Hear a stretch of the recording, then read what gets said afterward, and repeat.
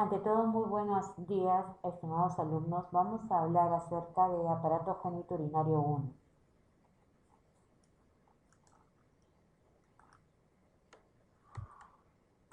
El tema de hoy se centra exactamente en el riñón. Y para hablar de riñón, evidentemente tenemos que repasar lo que vendrían a ser las regiones de la pared posterior del abdomen. Estas regiones que existen en la pared posterior del abdomen son dos: la región ventromedial y la región ventrolateral. Recuerden que ventral, ¿no? Ventrolateral y ventromedial. En la región ventromedial ubicamos nosotros al músculo psoas, el psoas menor y el psoas mayor, que ya hemos estudiado en anteriores ocasiones. También nos centramos en lo que vendría a ser la columna lumbar, formada por 5 vértebras lumbares.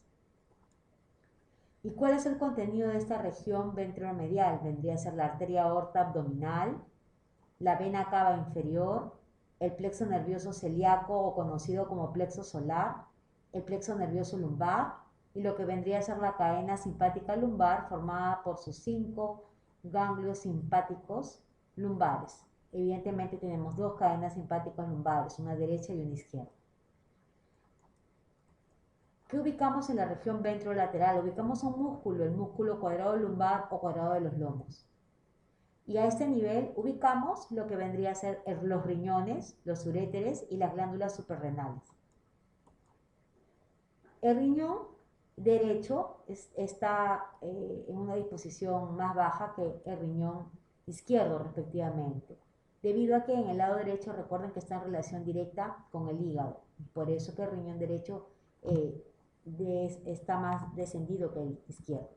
En una vista posterior yo puedo observar que el polo inferior de riñón derecho llega a la altura del borde inferior de L3 y el polo inferior también de riñón izquierdo llega a lo que vendría a ser el borde superior de la tercera vértebra lumbar. Aquí ubicamos el riñón. Recuerden que el riñón es un órgano retroperitoneal. Tenemos dos riñones. Los riñones van a presentar dos caras, una cara anterior que es convexa, una cara posterior que es lisa y aplanada, un polo superior, ¿no?, que está en relación directa con la glándula suprarrenal, un polo inferior que está en relación directa o es libre, por así decirlo, un borde interno o medial donde encontramos el hilio renal conjuntamente con el pedículo renal, que está formado por estructuras que entran y salen del riñón, y un borde medial o lateral, ese es el borde medial, y un borde lateral o externo, ¿no?, que es convexo y es libre también. Acá tenemos algunas variantes de los riñones, como los riñones en forma de herradura o como riñones que son bilobulados. Tenemos riñones poliquísticos o riñones con doble sistema pielocalicial, ¿no? Son variaciones. ¿Cuáles son los medios de fijación del riñón? Tenemos la cápsula perirrenal, y esta cápsula perirrenal tiene una hoja anterior o prerrenal y una hoja posterior o retrorrenal. Otro medio de fijación de riñón es la grasa pararrenal que está alrededor de él, y otro medio de fijación es el peritoneo parietal posterior que envuelve. También un medio de fijación viene a ser el pedículo renal, formado de delante hacia atrás por la vena renal, por la arteria renal y por lo que vendría a ser la pelvis renal. Recordando que la vena renal sale del riñón hacia la vena cava inferior, la arteria renal ingresa al riñón, y la arteria renal es una rama de la arteria aorta abdominal, y la pelvis renal sale del riñón, ¿no?, y se convierte en un uréter donde da a drenar pues la orina y llegas a la vejiga. ¿Cuáles son las relaciones del riñón derecho? En la cara anterior del riñón derecho, este se va a relacionar hacia arriba con la glándula suprarrenal, ¿no? También se va a relacionar con la cara posterior inferior o visceral del hígado, se va a relacionar también con la segunda porción del duodeno o la porción descendente, se relaciona también con el mesocolon transverso. También esta cara anterior está en relación directa pues, con el ángulo hepático del marco del colon y con lo que vendría a ser las asas intestinales delgadas, o sea, intestino delgado. Estamos hablando de segunda porción del duodeno. Este riñón derecho, el borde lateral se relaciona directamente con el colon ascendente o colon derecho, y también en el borde medial se relaciona con lo que vendría a ser el músculo psoas mayor, respectivamente. En la cara anterior del riñón ya izquierdo, este se va a relacionar con la glándula suprarrenal izquierda, se va a relacionar con la cola del páncreas y también se va a relacionar con el mesocolon transverso. Acá hay que hacer una anotación. La glándula suprarrenal se relaciona en el tercio superior de esta cara anterior, en el tercio medio está la cola del páncreas y en el tercio inferior con el mesocolon transverso. También encontramos la relación directa de esta cara anterior de este riñón izquierdo con las asas intestinales delgadas y también con el ángulo izquierdo del marco del colon, ¿no? O colon izquierdo descendente. En el borde medial está en relación directa con el músculo psoas y en la cara posterior va a estar en relación directa con la 12ª costilla, que es una costilla flotante, y con la 11ª costilla, que es otra de las costillas flotantes, ¿no? Van a estar en relación directa con la cara posterior, tercio superior y medio del riñón. El riñón izquierdo de la cara posterior, acá observamos también que está en relación directa pues, con lo que vendría a ser el músculo diafragma, ambos riñones, en realidad, con lo que vendría a ser el psoas, con el músculo cuadrado lumbar o cuadrado de los lomos, con el músculo transverso abdominal también. Y aquí se podría decir que en la cara posterior del riñón hace ciertas impresiones pues el diafragma, lo que vendría a ser el músculo psoas, lo que vendría a ser el cuadrado lumbar y lo que es el músculo transverso abdominal. El riñón va a presentar en el borde medial o interno un espacio que se llama el hilio renal, y por ese hilio renal ingresa el pedículo renal, que ya hemos estudiado, vena renal, arteria renal y pelvis renal. Este riñón también va a tener una cápsula fibrosa propia que lo protege, que es denominada la cápsula fibrosa de Zuckerman, y una parte central que vendría a ser el parénquima renal. Cuando hablamos de parénquima renal, en él encontramos la parte cortical, que es la parte más externa, y la parte medular, que es la parte interna. La parte cortical, a su vez, va a tener lo que se denomina el córtex cortici, que es más periférico, el pars convolata, que es la parte media, y lo que vendría a ser, que forma parte ya de la médula, es lo que es el pars radiata, que no es otra cosa que la columna de Bertin. Luego, ahí está la columna de Bertin, ¿no? Encontramos también que la parte medular, nosotros encontramos lo que es la pirámide de Malpighi. Esta pirámide de Malpighi va a tener una base y esa base me va a proyectar a lo que se denomina las columnas medulares de Ferrein. Pero la pirámide de Malpighi también tiene un vértice y en ese vértice ubico yo a la papila renal, que va a desembocar sobre los cálices menores.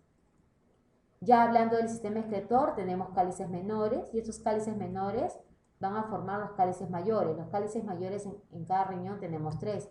Cálices mayores, superior, medio, inferior. Los 3 cálices mayores conforman lo que se denomina la pelvis renal. Y esta pelvis renal va a tener una base y un vértice. Del vértice de la pelvis renal emerge lo que vendría a ser el uréter. ¿Quién va a irrigar al riñón? La arteria renal. Tenemos una arteria renal derecha y una arteria renal izquierda respectivamente. La arteria renal derecha e izquierda da una rama antes de dividirse. Esa es conocida como la arteria capsular inferior, que es la que irriga la glándula suprarrenal. Luego, la arteria renal se divide en una rama anterior y una rama posterior, lo que algunos autores llaman rama anterior de la arteria renal, la prepiélica, y rama posterior de la arteria renal, la retropiélica. La arteria renal prepiélica a su vez se divide en 4, una rama apical o superior, una rama anterosuperior, una rama inferior o polo inferior y una rama anteromedial, o para algunos autores anteroinferior. De acuerdo a esta división de la arteria, de la arteria renal, se da la segmentación que ya vamos a ir estudiando. Estas ramas, denominadas en apical, inferior, anteromedial, ¿no? Anterosuperior, a su vez se van a dividir, que ya lo vamos a ver. La rama posterior de la arteria renal es conocida como la retropiélica, que a su vez forma la arteria o la rama posterior netamente. Acá observamos cómo estas arterias que hemos tomado el nombre y le hemos denominado son las arterias segmentarias. Esas arterias segmentarias a su vez se dividen en lo que se conocen las arterias interlobulares. Y esas arterias interlobulares en la base de las pirámides de Malpighi conforman lo que se denomina las arterias arciformes. De esas arterias arciformes hacia la corteza nacen unas arterias conocidas como arterias interlobulillares. Y hacia la parte de la pirámide Melpighi nacen lo que se denominan los vasos rectos, respectivamente. Las venas renales. Las venas renales tenemos dos. La vena renal derecha desemboca en la vena cava inferior. La vena renal izquierda también desemboca en la vena cava inferior. Pero lo que tenemos que acordarnos es que la vena gonadal izquierda desemboca en la vena renal izquierda. La vena gonadal para los varones es la espermática y la vena gonadal para las mujeres es la ovárica. En cambio, la vena gonadal derecha desemboca en la vena cava inferior, respectivamente. Y luego, ¿quién va a inervar toda esta zona? El plexo vegetativo renal, ¿no? Y de acuerdo a la división de la arteria renal se da la segmentación de riñón. El riñón tiene 5 segmentos, 4 de ellos lo visualizo en la cara anterior. Tenemos el segmento apical o superior, primer segmento, el segundo segmento, el segmento anterosuperior, el tercer segmento es el segmento polar inferior o inferior, el cuarto segmento es el segmento anteromedial o también conocido como anteroinferior, y el quinto segmento es el segmento que veo en la cara posterior, que es el segmento posterior. Entonces, ahí ya hemos abordado lo que vendría a ser el riñón. Tendríamos que también hablar de la glándula suprarrenal, y aquí vamos a aprovechar un dibujo. Esta glándula suprarrenal está en el polo superior. La glándula suprarrenal es una estructura muy importante, o una glándula muy importante en todo el proceso neuroendocrino. Tiene la forma de Y, ¿no? Y va a tener una parte cortical y una parte medular, que está en relación directa con la producción hormonal. Pero la irrigación de esta glándula suprarrenal está dada por 3 arterias, las arterias capsulares. La arteria capsular superior es una rama de la arteria aorta abdominal. La arteria capsular media, ¿no? La arteria capsular media es una rama de la arteria diafragmática inferior o conocida como arteria frénica. Y la arteria capsular inferior es una rama de la arteria, es una rama de lo que vendría a ser la arteria renal, respectivamente. Entonces, las 3 arterias capsulares irrigan directamente lo que vendría a ser a la glándula suprarrenal, que es muy importante en este sentido. Entonces, aquí ya hemos tomado brevemente el estudio de la clase de hoy. Les agradezco la atención.